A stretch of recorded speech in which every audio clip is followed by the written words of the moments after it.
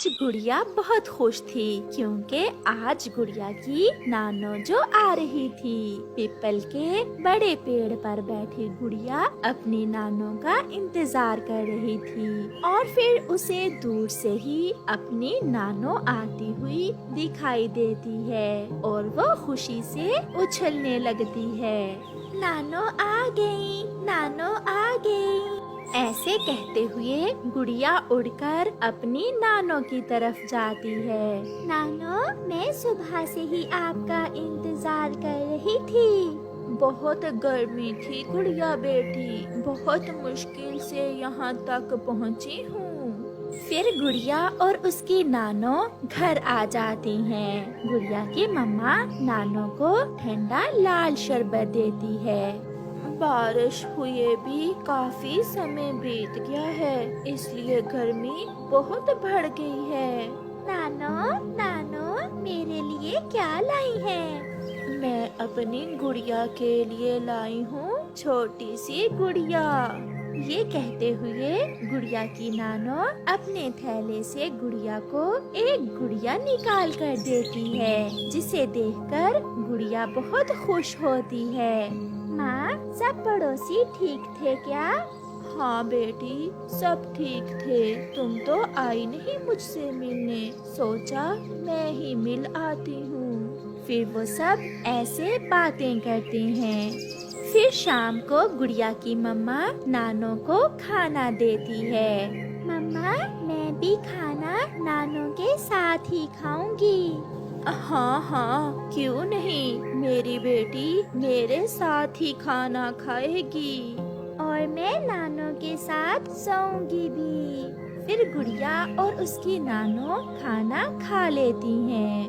ان دنوں گرمی بھی بہت بڑھ رہی تھی اور جنگل میں مچھر بھی بہت تھا۔ پہلے تو وہ سب بیٹھ کر باتیں کرتے رہتے ہیں، مگر جب گڑیا کی مما سونے کے سمے اپنا پنکھا چلاتی ہے تو وہ خراب تھا۔ ایک دھواں سا نکلتا ہے اور تھوڑا سا چلنے کے بعد پنکھا بند ہو جاتا ہے۔ یہ کیا ہوا گڑیا بیٹی، اس پنکھے کو بھی آج ہی خراب ہونا تھا۔ مما، پنکھے کی تار جل گئی ہے۔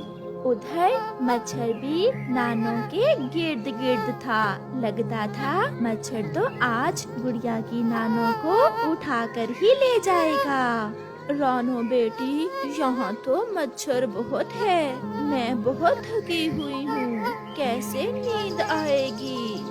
آپ چنتا نہ کریں ماں، میری پڑوسن کوی کے گھر میں اے سی لگا ہوا ہے، آج کی رات ہم سب وہاں چلے جاتے ہیں۔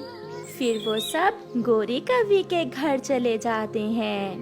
گوری بہن، میرا پنکھا بھی آج ہی خراب ہونا تھا، ماں جی آئی ہوئی ہے، مچھر تو سونے نہیں دے رہا تھا، اس لیے آج کی رات ہم آپ کے پاس ہی رکیں گے۔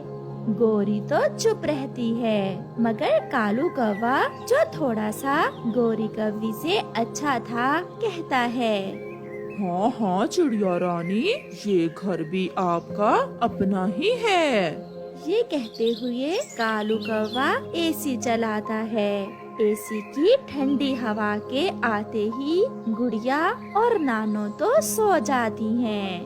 چڑیا، میں چپ اس لیے تھی کہ اے سی کا بجلی کا بل بھی بہت آتا ہے، میں تو کبھی کبھار ہی اے سی چلاتی ہوں۔ کوئی بات نہیں گوری بہن، اس بار جب بجلی کا بل آئے گا تو میں اس میں سے کچھ پیسے دے دوں گی۔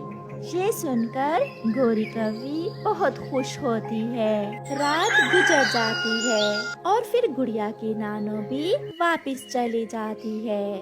گڑیا اور اس کی مما اپنے گھر میں بیٹھی ہوئی تھی۔ گڑیا آج بہت اداس تھی۔ کل اس سمے نانو راستے میں ہمارے پاس آ رہی تھی۔